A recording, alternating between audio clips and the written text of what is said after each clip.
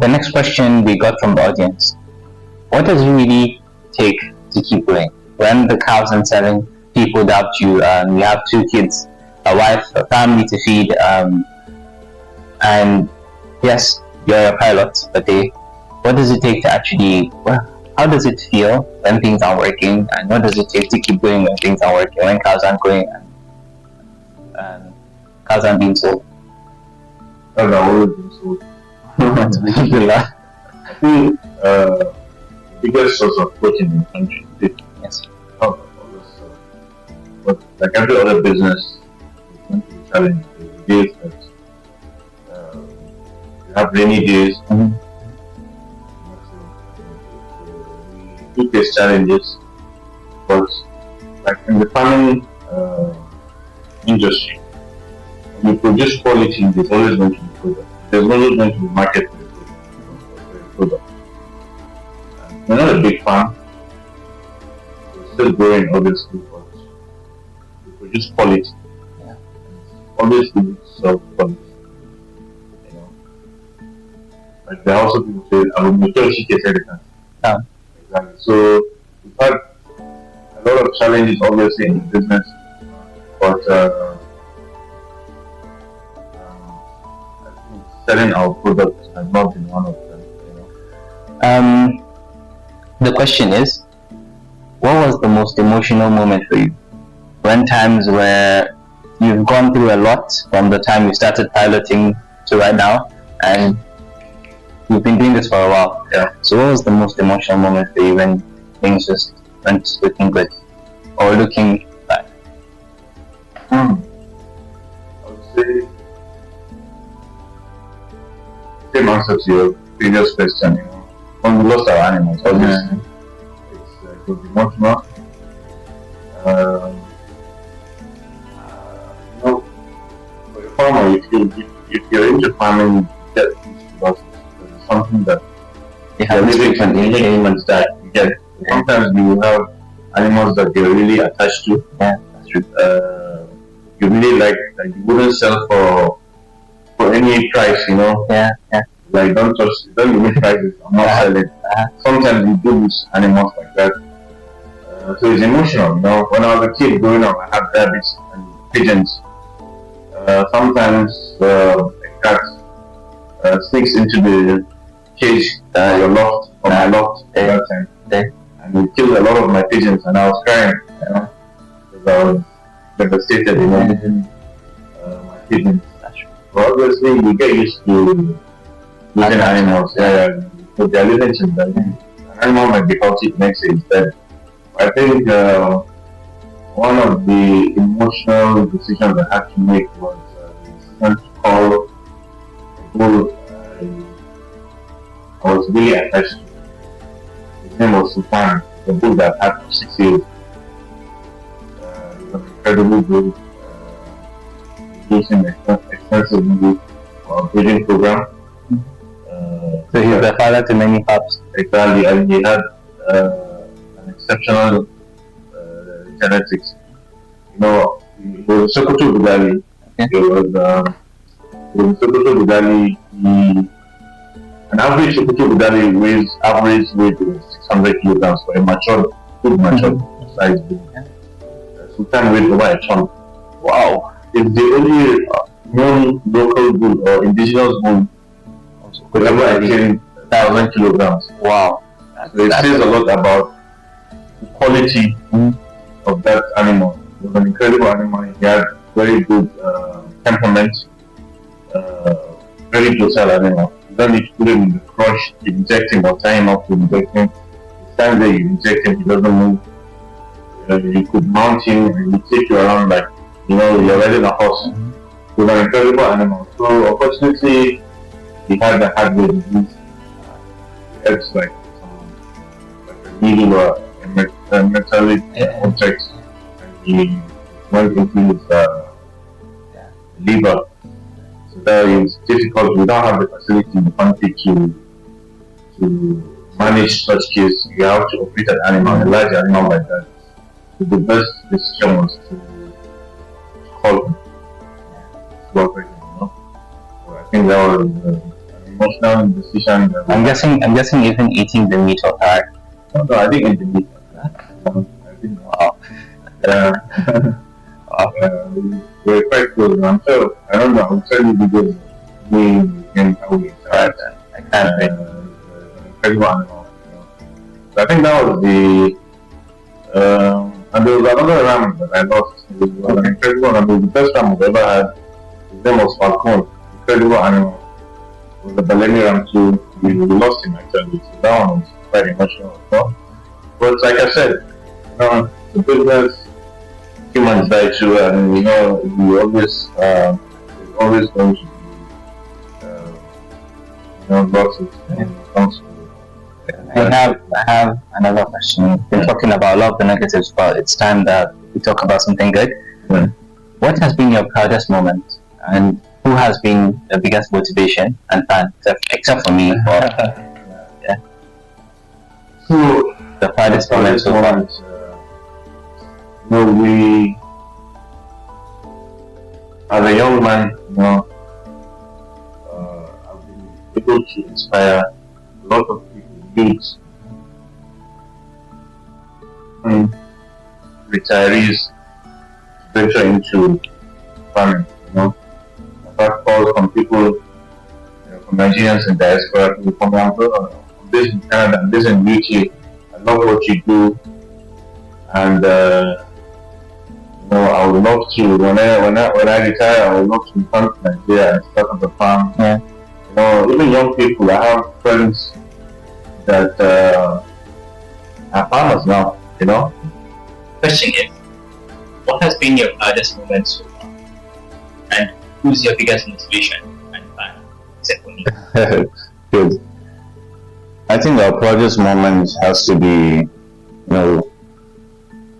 inspired a lot of young people, or even retirees. People have called me, Nigerians have called me from diaspora. I've seen what you do, and I'm really inspired, and I would love to return someday to Nigeria and open up my own farm. I have we've mentored a lot of people to go into farming. Even my friends, a lot of my friends have been inspired by my story and they've gone into farming. There's people like Gomo Farms. There's my friend Kabir Sani, who's a civil servant, and some years ago he got into farming and he's doing an amazing job. I have my big brother, my friend Abdurrahman Sambo, who we introduced into Balami breeding. Balami is a sheep breed. We introduced him into breeding Balami from 5 years ago, and he's even doing a better job than us. He has more quality animals than we do, and we give him the seeds. Like, he got the seeds from us,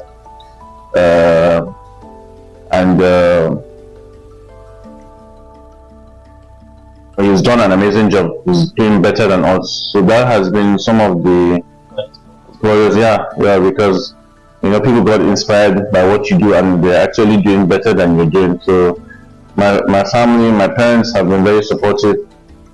My wife, she's been an amazing woman.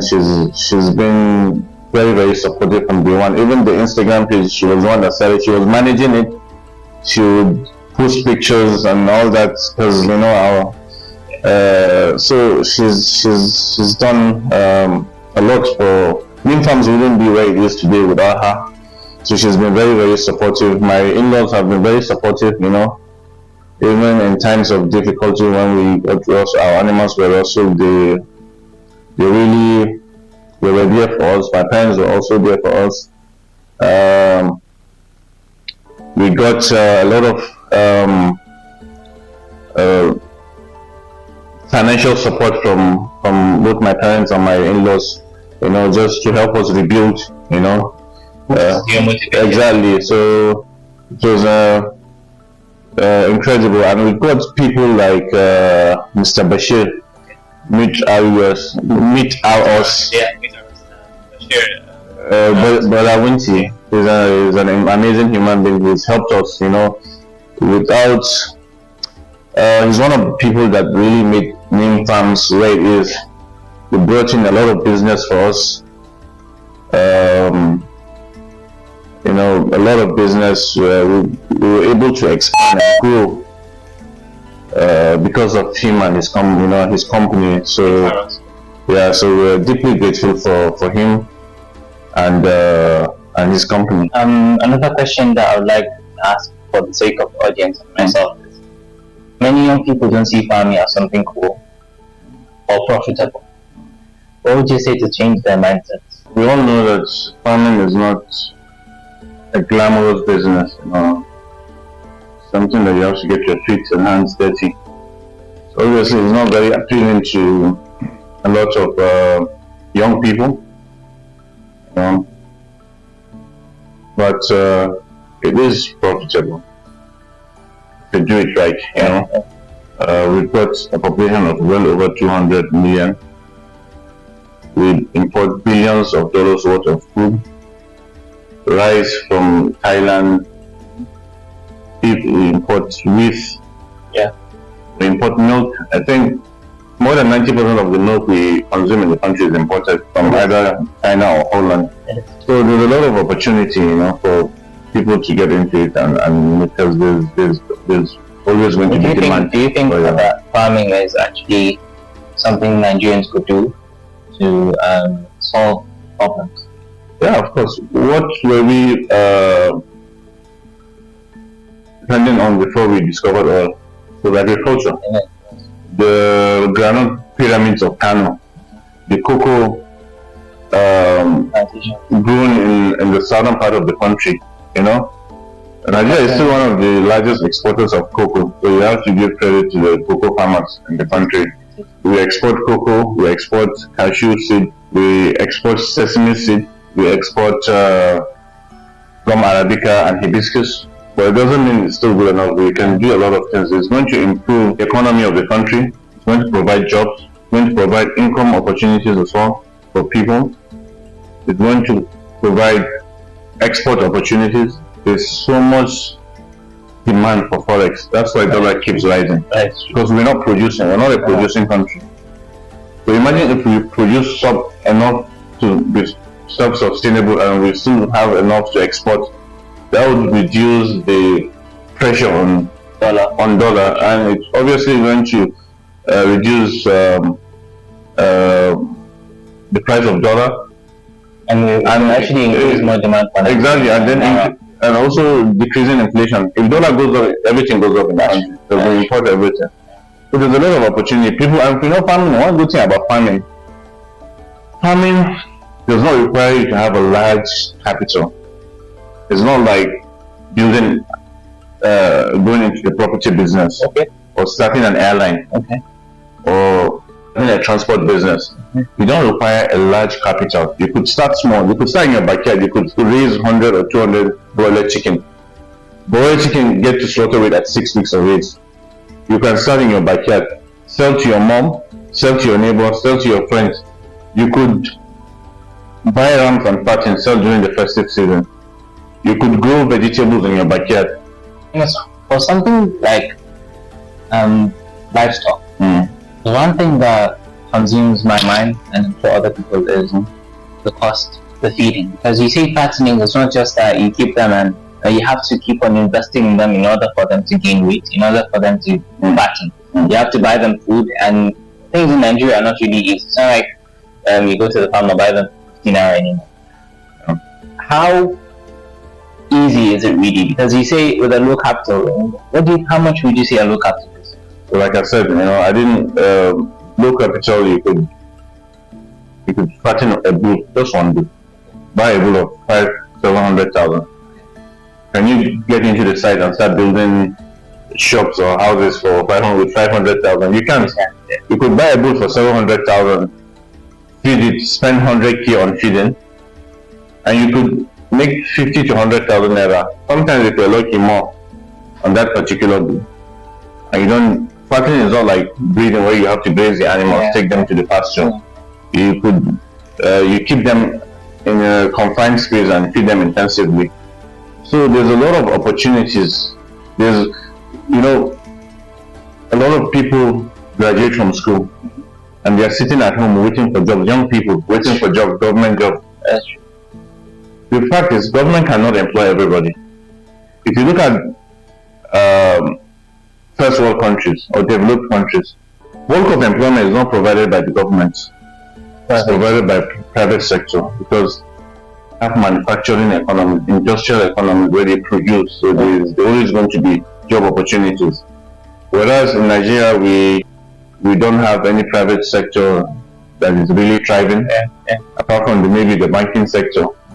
So how do you expect all the youths graduating from school to get to have a job? That's possible. I'm not saying all youths should go into farming. Look at what you're passionate about, what you like, what you enjoy doing, then go into it. Don't underestimate starting small. Exactly. Start small and you see the growth. If you work hard and stay consistent, then you see yourself growing. They encourage more young people to go into farming, and you don't wait for government to give them jobs. Okay. This section is for the youth again, for mentorship and for the mentors. What mindset shifts did you have to change to make you from a dreamer to a doer? And what would you say are the principles you live by? Like I always thought, determination is my move. I always thought we find something we love to do and stay consistent. And be determined in life. I finished school. I have 3 commercial pilot licenses. Don't get a job. American, South African, and Nigerian license. I could not get a job. I wanted to be financially independent. I was not married then, obviously, but I just realized, looked deep inside me and felt like, okay, this is what I'm good at. This is what I enjoy doing. And why don't I make it a business, right? And that's what I did. Just a lot of support.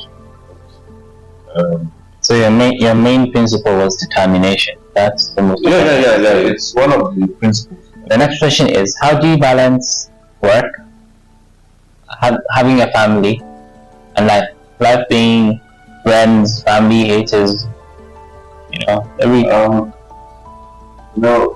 is always incorporated in our lives. Pray, pray, and apart from the fact that faith supplicate, So faith is always number one. And we all know that sleep and work takes most of our time. Also, exactly. But in those gaps, you should always try to make time for family, friends. And thanks to technology, you don't have to physically visit someone all the time. Pick up the phone and call. Send a message. So there's a lot of ways to keep in touch and stay connected to your loved ones.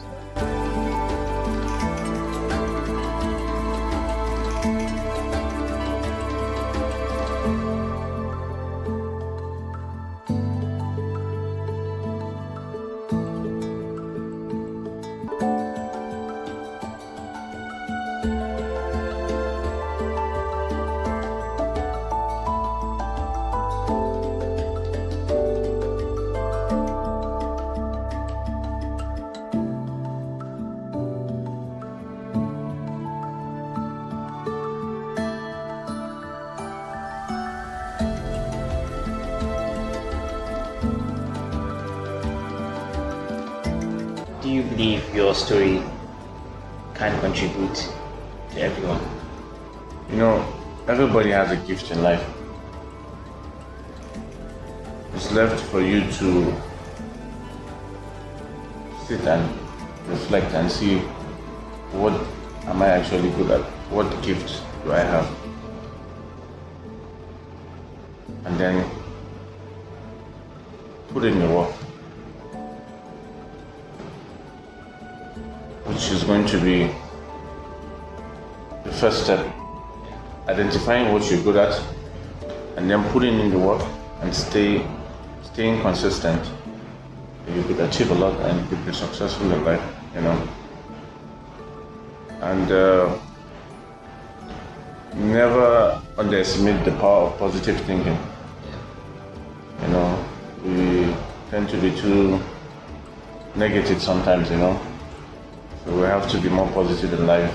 If you had one line to remember Neem Farms by, to remember that we had an interview with Neem Farms with you, what would you like to say to me, the audience, and everyone else? I would like to say, if I can do it, you can do it too. Because I'm just a regular guy, like any other person. I was not the brightest kid in class.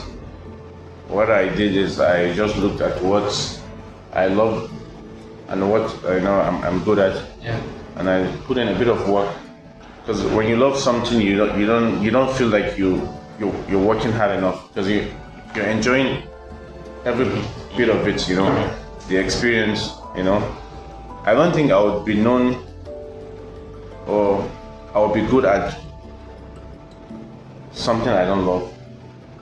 You get what I'm saying? So if not because farming is something that I'm passionate about and I love, I don't think I will be successful in it, and I don't think I will be known. So my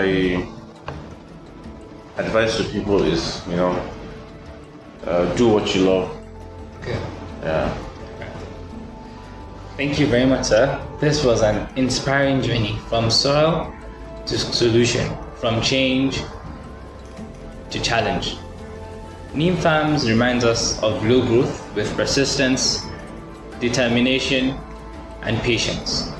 If you are a young person out there wondering where to begin, maybe the answer lies closer than you think. Think of your roots.